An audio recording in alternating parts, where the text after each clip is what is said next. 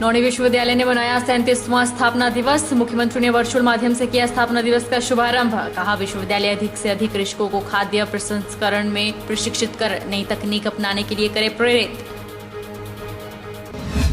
विश्व एड्स दिवस पर जोगिंद्रनगर कॉलेज में आयोजित हुई कार्यशाला। चिकित्सक ने विद्यार्थियों को किया जागरूक। नारा लेखन, भाषण और स्लोगन से विद्यार्थियों ने बताए एड्स के दुष्प्रभाव।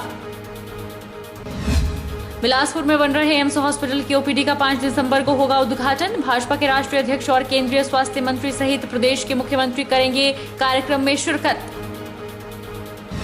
और प्रदेश में 4 दिनों तक मौसम खराब रहने के आसार। 1 से 4 दिसंबर तक बारिश और बर्फबारी की आशंका। मौसम विभाग ने जारी किया येलो अलर्ट। नमस्कार, आप देख रहे हैं आज 24x7। मैं हूं जनीशा। उद्यानिकी, वानिकी एवं बागवानी विश्वविद्यालय नौणी ने आज अपना 37वां स्थापना दिवस मनाया। स्थापना दिवस का शुभारंभ मुख्यमंत्री जयराम ठाकुर ने शिमला से वर्चुअल माध्यम से किया। इस दौरान मुख्यमंत्री ने इलेक्ट्रॉन माइक्रोस्कोपी लैब का उद्घाटन भी किया। इससे किसानों के खेतों में बीमारियों के रूप में आने वाले वायरस की जानकारी वैज्ञानिकों को मिलेगी, जिससे वैज्ञानिक किसानों को उचित जानकारी देंगे। डॉक्टर वाईएस परमार बागवानी एवं वानिकी विश्वविद्यालय नौणी ने आज अपना 37वां स्थापना दिवस मनाया। मुख्यमंत्री जयराम ठाकुर ने शिमला से वर्चुअल माध्यम से डॉक्टर वाईएस परमार बागवानी एवं वानिकी विश्वविद्यालय नौणी के 37वें स्थापना दिवस के अवसर पर अपने संबोधन में कहा कि हिमाचल प्रदेश ने बागवानी क्षेत्र में आशातीत प्रगति की है और यह क्षेत्र कृषि अर्थव्यवस्था को प्रोत्साहित करने में महत्वपूर्ण घटक बनकर उभरा है। उन्होंने कहा कि कृषि उत्पादन में बागवानी क्षेत्र का योगदान लगभग 33% है और केवल सेब का ही वार्षिक कारोबार 5,000 करोड़ रुपए से अधिक का है। उन्होंने कहा कि कृषि और बागवानी क्षेत्र रोजगार सृजन, पोषण सुरक्षा और गरीबी उन्मूलन कार्यक्रमों में निरंतर अपनी महत्वपूर्ण भूमिका निभा रहे हैं। मुख्यमंत्री ने विश्वविद्यालय के स्थापना दिवस पर सभी को बधाई देते हुए कहा कि विश्वविद्यालय के वैज्ञानिकों को कृषकों तक नए नए शोध समय रहते पहुंचाने चाहिए ताकि किसानों की आमदनी दोगुनी हो सके। जहां हम नए अनुसंधान कर रहे हैं और उसके नतीजे हमारे सामने अगर बेहतर आ रहे हैं, उसका लाभ किसानों तक पहुंचे, किसानों को उसके बारे में जानकारी हासिल हो, ताकि अनुसंधान जो आपने किया है उसको अपने खेतों में उसको हम स्थान दे सके, जगह दे सके, वहां पर जमीनी हकीकत के साथ क्या वो हमारा अनुसंधान किया हुआ उसमें सफलता हमको हासिल हुई है, क्या वो जमीनी स्तर पर जो है हिमाचल प्रदेश में उसको जो है उस प्रयोग को हम सफलता उसकी हम देख सकते हैं। इस दौरान नौणी विश्वविद्यालय में बागवानी मंत्री महेंद्र सिंह ठाकुर और वन युवा सेवा एवं खेल मंत्री राकेश पठानिया भी उपस्थित रहे। बागवानी मंत्री महेंद्र सिंह ठाकुर ने कहा कि विश्वविद्यालय नवीनतम शोधों में बेहतरीन कार्य कर रहा है। वैज्ञानिकों के शोध का तभी लाभ होगा जब वह किसानों तक पहुंचे और किसान उन्हें अपने खेतों में प्रयोग करे। उन्होंने नकदी फसलों पर बल देते हुए कहा कि किसान वर्ष में 2 से 3 नकदी फसलें लगाकर बेहतर आमदनी कर सकते हैं। उन्होंने वैज्ञानिकों को नकदी फसलों को बढ़ावा देने की बात कही। और इस महाविद्यालय के का बहुत बड़ा योगदान है कि हिमाचल प्रदेश की आर्थिकी को मजबूत करने का। हमारी जो जीडीपी है इस विश्वविद्यालय के माध्यम से जितना भी हमारा सेब बाग क्षेत्र है वहां आज लोगों की आर्थिकी मजबूत हुई है। मुख्यमंत्री जी के मार्गदर्शन में, उनके अथक प्रयासों से, आदरणीय प्रधानमंत्री जी के आशीर्वाद से हम हिमाचल प्रदेश के लिए 2 बड़े बड़े विदेशों से फंडिंग जो प्रोजेक्ट है, एक विश्व बैंक परियोजना जो 1133 करोड़ की है और दूसरी शिवा प्रोजेक्ट जो 1688 करोड़ का है। एक परियोजना ऊपर के क्षेत्र के लिए है, दूसरी परियोजना 1688 करोड़ की शिवा के नाम से निचले क्षेत्र के लिए है और दोनों परियोजनाएं जो है पूरे हिमाचल प्रदेश में बागवानी के क्षेत्र को विकसित करने के लिए काम कर रही है। जिस मेहनत और लगन के साथ, जिस औचित्य के साथ यूनिवर्सिटी का स्थापना किया गया था, आज 37 साल के बाद उस स्वप्न को पूरा करने के लिए वाइस चांसलर और उनकी पूरी टीम उस अपने धैर्य पे लगे हुए हैं और आगे बढ़ रहे हैं। हम जिम्मेदारों को, किसानों को जो एक फीडबैक चाहिए होता है, एक टेक्निकल नो हाउ चाहिए होता है, उसके अंदर एक बेहतरीन काम इस यूनिवर्सिटी ने किया है और हमारे फार्मर्स की इनकम डबल हो प्रधानमंत्री का स्वप्न पूरा हो, उसके लिए मैं एक बार फिर वाइस चांसलर और उनकी पूरी टीम को बधाई देना चाहूंगा, जो एक बड़ी एक्सीलेंट काम वो लोग कर रहे हैं। प्रदेश कांग्रेस प्रवक्ता सुदर्शन शर्मा ने कहा कि मौजूदा सरकार 4 वर्ष तक जन समस्याओं को सुन नहीं सकी और अधिकतर सैर सपाटों में समय गुजार दिया।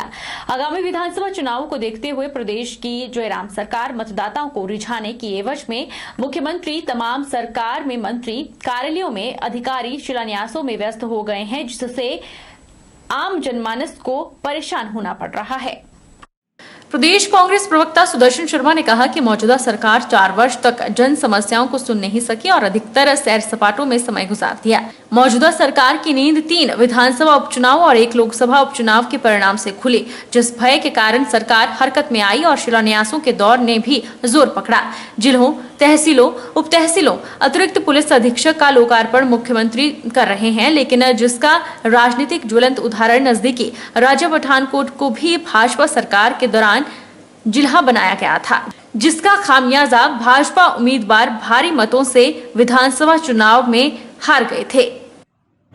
इस दौर में 3-4 साल तो सरकार वो जो है वो सैर सपाटों में और अपने विलासों में व्यस्त रही, लेकिन अब जो आखिरी वर्ष है उस वर्ष में तहसीलों, उप तहसीलों और जिलों का जो दौर चला दिया है, जिस कारण लोगों को जो प्रलोभन देने की कोशिश की जा रही है। अब जनता जो है वो मत कांग्रेस की तरफ ही रुझान बना हुआ है, क्योंकि जिसका ज्वलंत उदाहरण मैं नज़दीकी राज्य पंजाब राज्य के पठानकोट का देता हूं, जिसमें पठानकोट को भी भाजपा सरकार ने जिला घोषित किया था और जिसका खमियाजा जो है वो भाजपा उम्मीदवार को काफी मतों से हार देखनी पड़ी थी। हिमाचल प्रदेश के बिलासपुर में बन रहे एम्स हॉस्पिटल की ओपीडी का उद्घाटन 5 दिसंबर को होगा। भाजपा के राष्ट्रीय अध्यक्ष जेपी नड्डा, केंद्रीय स्वास्थ्य मंत्री और प्रदेश के मुख्यमंत्री जयराम ठाकुर इस कार्यक्रम में शिरकत करेंगे। वहीं अभी एम्स में ओटी सुविधा शुरू नहीं की जाएगी। 5 दिसंबर से एम्स अस्पताल में ओपीडी सेवाएं ही शुरू की जाएंगी, जिनमें मुख्य रूप से general medicine, surgery, ENT, paediatrics, office gynae, orthopaedics, surgical oncology, CTVS, paediatric surgery, neurology और प्लास्टिक सर्जरी जैसी कई सुविधाएं शुरू की जाएंगी। इसके अलावा एक्सरे, अल्ट्रासाउंड की सुविधा भी ओपीडी में मिलेगी, जबकि सिटी स्कैन की सुविधा शुरू होने पे कुछ समय और लगेगा। इस बात की जानकारी देते हुए एम्स अस्पताल बिलासपुर के medical superintendent doctor Dinesh Kumar Verma ने कहा कि 5 दिसंबर को सामान्य ओपीडी सेवा शुरू की जाएगी, जिससे मरीजों का कई तरह की बीमारियों का इलाज किया जाएगा। वहीं अभी एम्स में ओटी सुविधा शुरू नहीं की जाएगी। ऐसे में इमरजेंसी मरीजों को रीजनल अस्पताल और पीजीआई चंडीगढ़ ही रेफर किया जाएगा। अभी हम शुरू में 9 स्पेशलिटी डिपार्टमेंट्स और 7 सुपर स्पेशलिटी डिपार्टमेंट्स चालू करेंगे और लगभग महीने 1.5 महीने में जब हमारे पास में 2 सुपर स्पेशलिस्ट डॉक्टर जो बाहर ट्रेनिंग के लिए गए हुए हैं वो भी जब आ जाएंगे तो हमारे पास में 9 स्पेशलिटी डिपार्टमेंट्स और 9 सुपर स्पेशलिटी ब्रांचेस में ओपीडी अपन चालू करेंगे। बेसिक अपनी जो स्पेशलिटी ब्रांचेस है, जनरल मेडिसिन है, सर्जरी है, ऑप्स गायनी है, पीडियाट्रिक्स है, ईएनटी है, ऑफ्थैल है, आंखों के जो डॉक्टर है, डर्मेटोलॉजी है, ऑर्थोपेडिक्स है, साइकेट्री है, ये सारी बेसिक जो स्पेशलिटी सर्विसेज है ये सारी दी जाएंगी। और सुपर स्पेशलिटी में सर्जिकल ऑन्कोलॉजी है, सीटीवीएस है, neurology, nephrology, paediatric surgery, neonatology, plastic surgery, endocrine, radiation therapy. हालांकि रेडिएशन थेरेपी का मैं बता दूं हमारे पास में डॉक्टर जरूर हैं, लेकिन वो फैसिलिटी अभी डेवलप होने में टाइम है। विश्व एड्स दिवस पर जोगिंदरनगर महाविद्यालय में कार्यशाला का आयोजन हुआ। कार्यशाला में सिविल अस्पताल जोगिंदरनगर की महिला चिकित्सक डॉक्टर आंचल ने विद्यार्थियों को जागरूक किया। कार्यक्रम के दौरान नारा लेखन, भाषण और स्लोगन से विद्यार्थियों ने एड्स के दुष्प्रभाव भी बताए। जोगिंदरनगर की महिला चिकित्सक डॉक्टर आंचल ने बताया कि एड्स एक गंभीर बीमारी है, केवल जागरूकता से ही एड्स की बीमारी से बचाव किया जा सकता है। उन्होंने बताया कि देश में विकराल रूप धारण कर चुकी एड्स की बीमारी से युवा पीढ़ी ही अधिक प्रभावित हो रही है।